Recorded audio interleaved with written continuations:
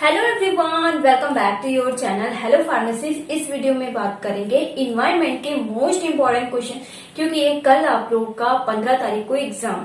तो देखिए, इन्वायरमेंट के लिए मैंने आप लोगों के लिए बहुत बार बुक कवर करवाई है इसकी, लेकिन आप लोगों ने शायद अभी तक नहीं देखा होगा, क्योंकि बहुत से बच्चों के तो ऐसे कमेंट्स आते हैं, दीदी मैंने अभी तक कुछ नहीं पढ़ा हुआ है, ऐसा क्या पढ़े कि बस हम पास हो जाएं। तो देखिए, पास होने के लिए मैं आपको बहुत ही अच्छा एक ट्रिक बताने वाली हूँ, जिसके लिए आप लोगों को अपनी कॉपी किताब ले आना पड़ेगा, और उसका मैं बनाऊंगी आप लोगों से सिर्फ ओनली 5 मिनट का रिवीजन सीरीज जो बनवाऊंगी। उसको अगर आप बार बार रिवाइज करोगे, 5 मिनट का रहेगा। देखिए, जो इम्पोर्टेंट क्वेश्चंस मैं कवर करवाऊंगी उसको आप 5 मिनट में कवर कर पाओगे, तो वो सोचो कितना अच्छा रहेगा आप लोगों के लिए, अगर आपने अभी तक कुछ नहीं पढ़ा हो। तो इस बुक से मैं कवर कराऊंगी आप सभी लोगों के लिए मोस्ट इम्पोर्टेंट क्वेश्चन, जो कि एग्जाम में हर साल पूछे ही गए हैं। जैसे कि यहाँ पे हो गया ग्रीन हाउस के बारे में, एग्जाम में काफी बार पूछा गया है। इकोसिस्टम क्या होता है इसके बारे में काफी बार से पूछा गया एग्जाम में। तो इन सभी टॉपिक के मैं शॉर्ट नोट बनवाऊंगी, और जो हेडिंग्स आपको लिखना लगे। देखिए, क्या होता है,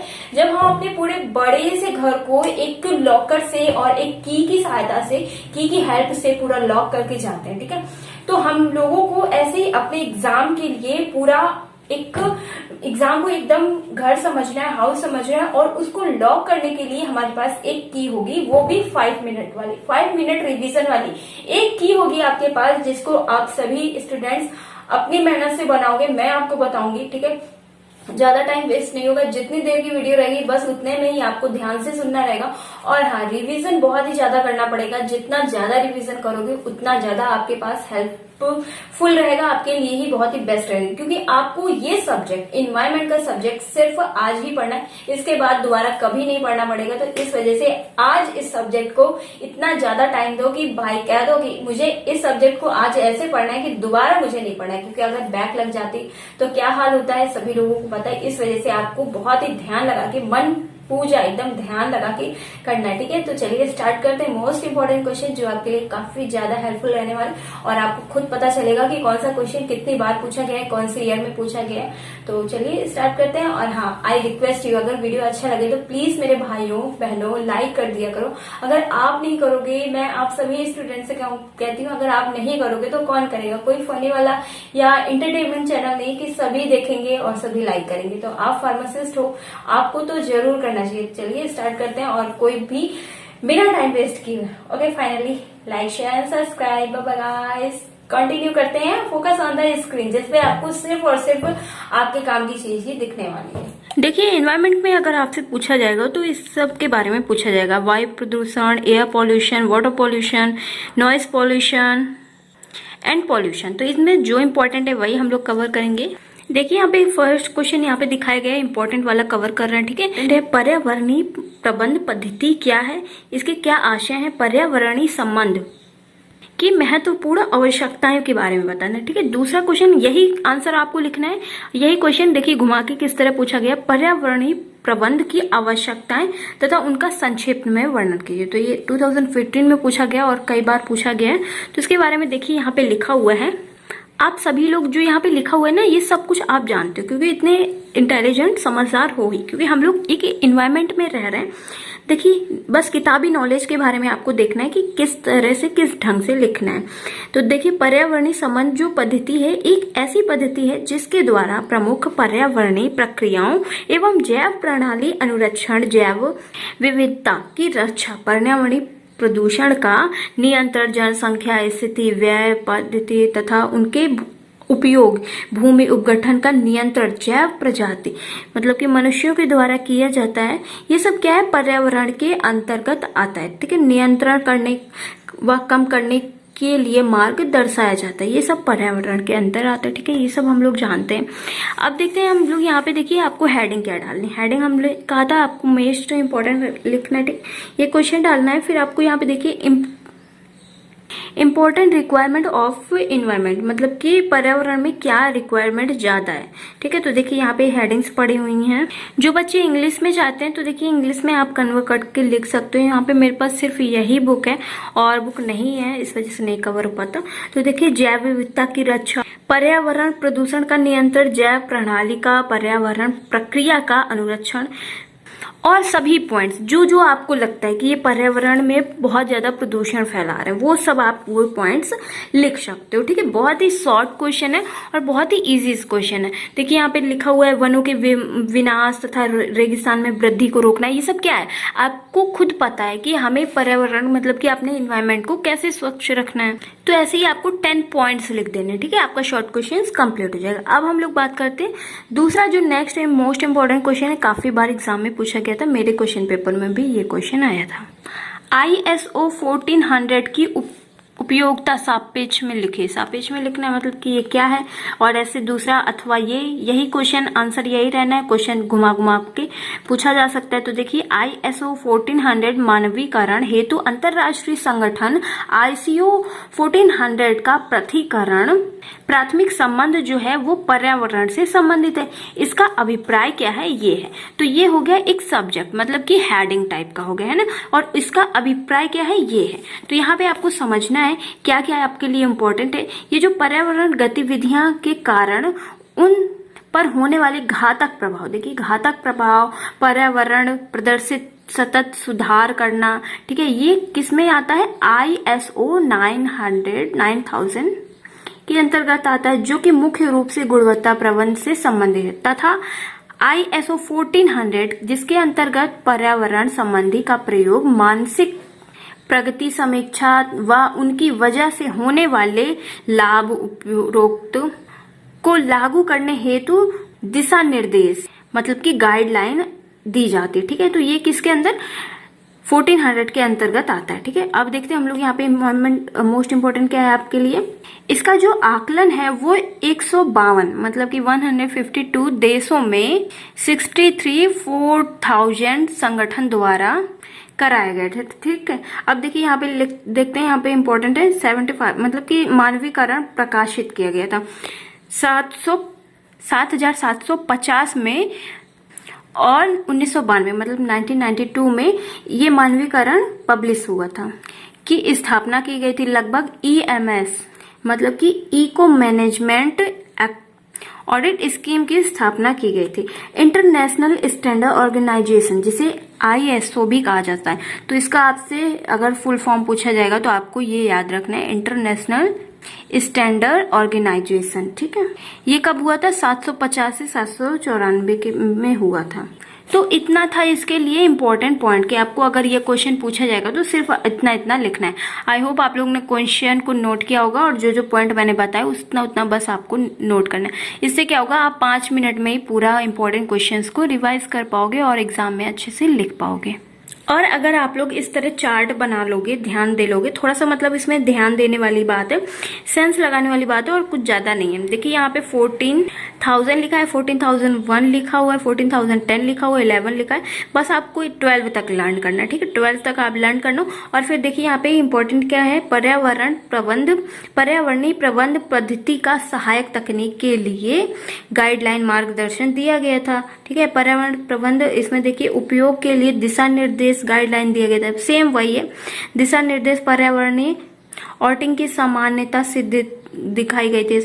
इसमें क्या है, दिशा निर्देश और ऑडिटिंग क्रिया भाग 1 पर्यावरणीय संबंधी से पद्धति है। ठीक है, देखिए पर्यावरण ऑडिटिंग के लिए दिशा निर्देश, पर्यावरणीय ऑडिटिंग के लिए शिक्षा के मानक है। ठीक है, तो इसमें बस आपको ध्यान देने वाली बात क्या है, इसमें गाइडलाइन है, इसमें दिशा निर्देश है, इसमें ऑडिटिंग के समान सिद्धांत है, इसमें क्या है, पर्यावरण संबंधी पद्धति ऑडिटिंग है, और इसमें शिक्षा के मानक है। ठीक है, बस इतना आपको लिखना है।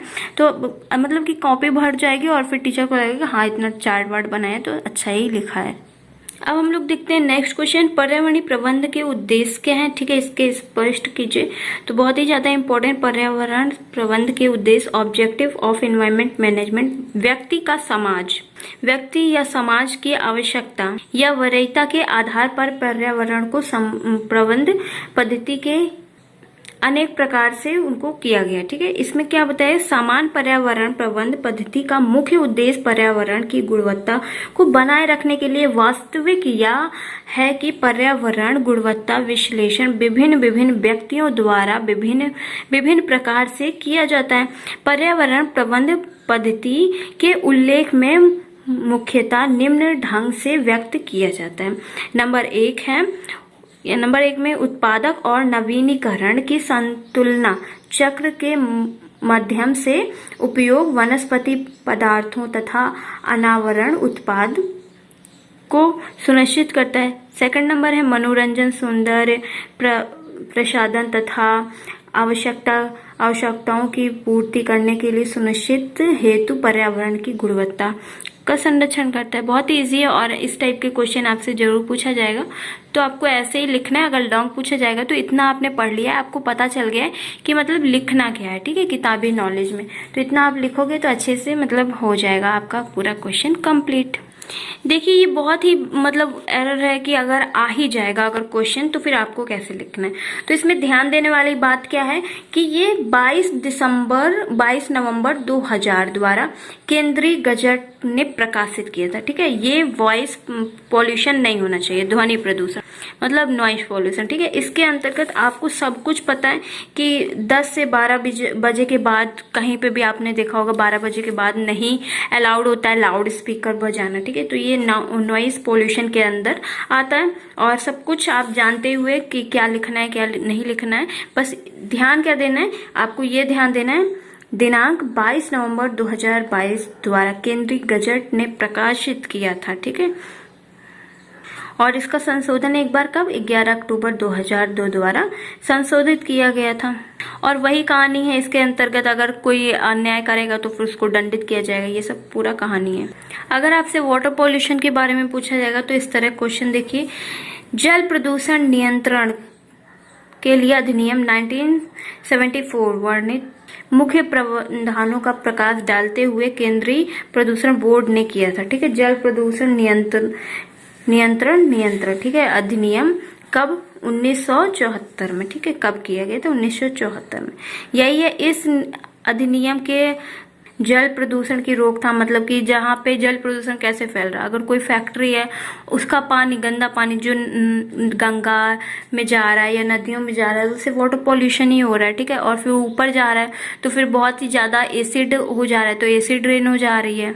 इसी के कारण से वाटर पॉल्यूशन के कारण से ही एसिड ड्रेन हो जाती है, ठीक है, ग्लोबल वार्मिंग हो जाती है। तो आप लोग हम लोग सब कुछ जानते, सब कुछ है, बस आपको ये सीखने की जरूरत है, थोड़ा सा ध्यान देने की कि मतलब किताबी नॉलेज की, किताबी लैंग्वेज कैसी है, उसको कैसे लिखना है, ठीक है, और पॉइंट्स क्या डालने हैं हमें। एयर पोल्यूशन की बात करें तो यहाँ पे देखिए एयर पोल्यूशन से क्या अभिप्राय है। तो इसमें CO2, CO air, NH2, NH3, methane की मात्रा निश्चित होती हैं जो कि मनुष्य जीवन के लिए उपयोग होती हैं, ठीक है। इनका जो कारणवश किसी भी मात्रा का ज्यादा हो जाना या कम हो जाना क्या हो जाता है, ये वायु पॉल्यूशन, एयर प्रदूषण हो जाता है, ठीक है। मतलब कि अगर CO2 ज्यादा हो जाएगा तो फिर क्या होगा, और अगर O2 कम हो जाएगा तो क्या होगा, ये सब बहुत ईजी है, ठीक है। और यहाँ पे देखिए ये साइंटिस्ट नेम आपको जरूर लिख देना है। इतना लिखने के बाद आपको कहानी बना के जो भी आपको समझ में आ रहा है, मनुष्यों के लिए, जीव जंतुओं की संपत्ति के लिए बहुत ही ज्यादा हानिकारक है, ये सब लिख देना। फिर आपको यहाँ पे देखिए ये साइंटिस्ट हैस्केट के अनुसार वायु प्रदूषण जो है वो बाह्य तत्वों की उपस्थिति जो कि मनुष्य शरीर तथा कल्याण के लिए बहुत ही ज्यादा हानिकारक है, वो क्या है, वायु प्रदूषण कहलाता है। इसी तरह हेनरी परकिंस ने अपना दिया है इंट्रोडक्शन, ठीक है, कैसे क्या हो रहा है, बहुत इजी है, आप पढ़ सकते हो बहुत ही आसान तरीके से। मैंने आपको पहले ही बताया था ग्लोबल वार्मिंग बहुत ही ज्यादा इंपॉर्टेंट है, एग्जाम में कई बार पूछा गया। तो देखिए यहाँ पे ग्लोबल वार्मिंग के बारे में वैज्ञानिक के अनुसार वायु में कार्बन डाइऑक्साइड की मात्रा जब अधिक हो जाती है, बढ़ जाती है और ग्रीन हाउस पर इफेक्ट डालने लगती है, इसका कारण हमारी पृथ्वी का जो टेम्परेचर होता है वो बढ़ता जा रहा है, ठीक है। इसी के अनुसार एक अनुमान के अनुसार अगली सदी में पृथ्वी का टेम्परेचर कई डिग्री बढ़ जाए, जिसके फलस्वरूप जगह जगह पर बर्फ पिघलने लगती है और फिर क्या बाढ़ आई जाएगी, ठीक है, समुद्री तट आ जाएगा, डूबने लगेगा पूरा धरती, ठीक है। यही सब है कि अगर मतलब कि ज्यादा कार्बन डाइऑक्साइड बढ़ जाएगा, ठीक है। इतना आपको इंट्रोडक्शन देने के बाद आपको यहाँ पे ये हेडिंग डालना है, इफेक्ट ऑफ ग्लोबल वार्मिंग, मतलब कि कैसे इफेक्ट होता है ग्लोबल वार्मिंग का, effect of worth and climate मतलब कि मौसम तथा जलवायु का प्रभाव। 20वीं शताब्दी में जो भूमंडल का औसतन तापमान कितना था, 0.6 डिग्री था। इसकी वृद्धि हुई तो पृथ्वी का औसतन जो टेम्परेचर हो गया वो 2021 में 2100 से तथा 1990 के टेम्परेचर से 1.4 डिग्री सेल्सियस से 5.8 डिग्री सेल्सियस तक बढ़ सकता था। ठीक है, तापमान की वृद्धि के कारण बारिश में रुख में बहुत ही परिवर्तन हुआ। बारिश कम हो सकती थी और ठीक है, यहाँ पे सूखा भी होने लगा क्योंकि बारिश कम होगी तो सूखा होएगा ही।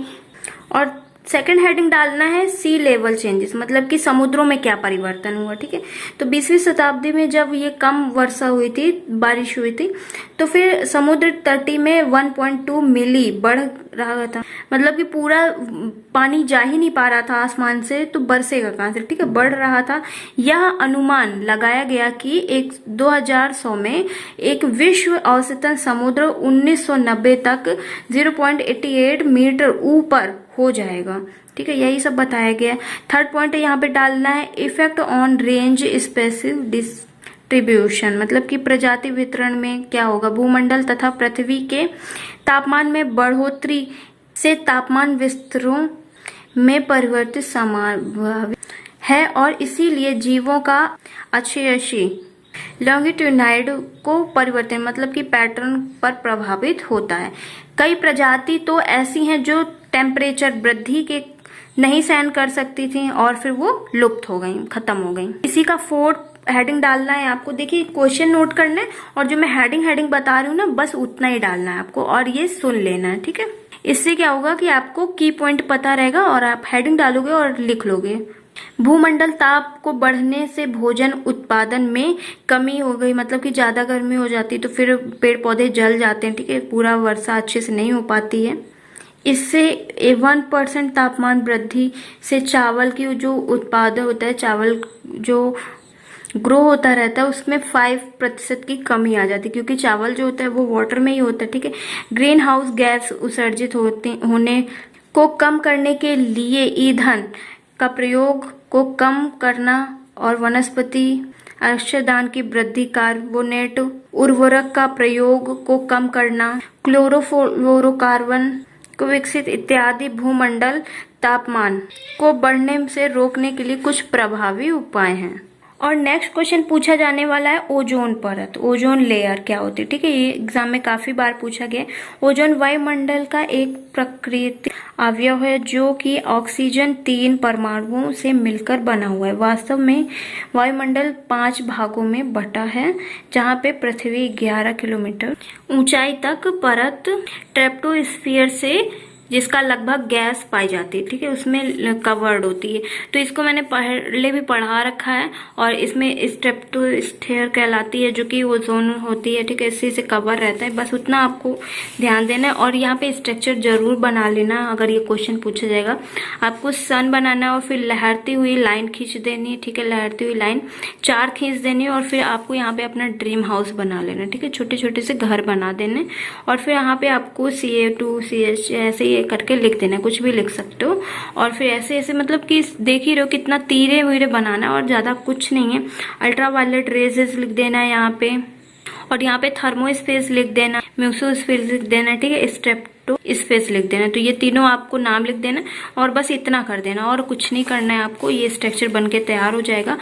प्रकृति में ओजोन ऑक्सीजन परमाणु में फोटोलाइट्स क्रिया करता है। ठीक है, और यहाँ पे देखिए सूर्य से आने वाली जो वायलेट रेज होती हैं, पराबैंगनी किरण होती हैं, कि जो हानिकारक जो तरंगे होती हैं उनको रोकता है ये ओजोन लेयर। ठीक है, तो यही इंपॉर्टेंस है इसका। और इसके आपको आगे जो भी बना के जो भी मतलब कि आपको नुकसान लग रहा है इससे आप लिख देना। नेक्स्ट क्वेश्चन की बात करें तो यहाँ पे ग्रीन हाउस काफी बार पूछा गया। ठीक है, ग्रीन हाउस पृथ्वी पर ऊपर विभिन्न गैस जैसे O2, NH2, CO2, SO नमी रहती है। ठीक है, इनमें क्या होता है, पदार्थ की एक निश्चित मात्रा का आवरण जिससे भूमंडल का समस्त जीवधारी जीवित रहता है और अपना पूरा जीवन चलाता रहता है।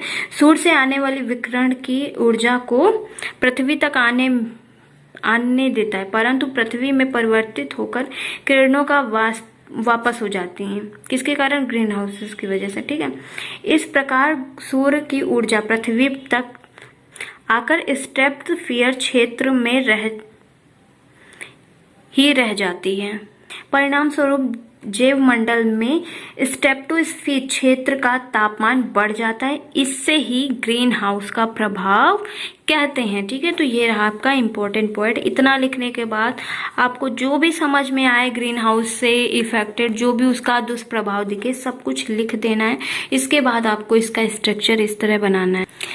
सन बना देना है, ठीक है, लिख देना है सन है, और फिर आपको चार पांच तीरे बनानी है, ठीक है। फिर वही कहानी है, CO2 NH2 ऐसे ही आपको भर देना है, ठीक है। ऊपर नीचे की रेस बना देनी है, ज्यादा कुछ कठिन नहीं है। Incoming radiation of higher wealth लिख देना है, ठीक है। यहाँ पे ट्रोपोवस लिख देना है और यहाँ पे फिर ट्रोपोवस लिख देना है, ऐसे ऐसे करके बस इतना लिख दोगे तो एग्जाम में अच्छे नंबर मिलेंगे। उसके आगे के फिर वही कहानी जो वहां पे लिखे थे वही यहाँ पे लिख देना, क्योंकि इतना ज्यादा नहीं चेक करते हैं टीचर, ठीक है। ग्रीन हाउस के प्रभाव से ही गर्मी और औसतन उत्पन्न होता है। नेक्स्ट इंपॉर्टेंट क्वेश्चंस की बात करें तो यहाँ पे एसिड रेन, अम्लीय वर्षा बहुत बार पूछा गया एग्जाम में, मोस्ट इम्पोर्टेंट, ठीक है। अम्लीय वर्षा वायु प्रदूषण का मुख्य प्रभाव है। एक मुख्य प्रभाव विभिन्न उत्पाद क्रिया के फलस्वरूप उत्पन्न हुआ कार्बन डाइऑक्साइड, नाइट्रोजन ऑक्साइड तथा सल्फर डाइऑक्साइड गैस वायुमंडल में जल वाष्प से मिलकर रासायनिक अभिक्रिया तथा कार्बनिक अम्ल, सल्फ्यूरिक अम्ल, नाइट्रिक अम्ल का निर्माण करती है। वर्षा के समय यह अम्ल द्रव के रूप में धारण होता है और पृथ्वी पर बरस जाता है, ठीक है। इससे क्या होता है? इससे बहुत ज्यादा नुकसान हो जाता है, क्योंकि एसिड रेन से भी नुकसान होता है, ठीक है। इसका जो pH होता है वो ज्यादा ही होता है, pH मान ज्यादा होता है, वैसे वैसे अम्लीय वर्षा में वृद्धि हो जाती है। यदि वायुमंडल में जल ओस के रूप में पड़ता है तो अम्लीय वर्षा अधिकतम होती है, ठीक है। और इसका pH कितना होता है? 7 होता है। अम्लीय ओस को अम्लीय विपेक्षा कहते हैं, ठीक है। आपको ये याद रखना है। फिर इसके बाद वही कहानी लिख देनी कि अम्लीय वर्षा से विश्व में बहुत ही ज्यादा नुकसान होता है, सूखने लगते हैं पेड़ पौधे, ये सब लिख देना है। कहानी के बाद बहुत सारी कहानी लिखी और फिर आपको हेडिंग डालना है यहाँ पे एसिड रेन के इफेक्ट क्या होते हैं, नुकसान क्या होते हैं। तो वनों, खेतों, नदियों, झीलों, खनिज संतुलन में होने वाले परिवर्तन से ये क्या होता है? नुकसान हो जाता है अम्लीय वर्षा में। अमेरिका के न्यूयॉर्क राज्य में 200 झीलें अम्लीय वर्षा के कारण मृत घोषित हो चुकी हैं। 200 झीलें, बताओ, उनको शून्य कर दिया गया। इन झीलों में कई जलचर जीवित रह नहीं बच पाए, क्योंकि सूख गई हैं झीलें, तो फिर कहाँ से जिंदा रहेंगे।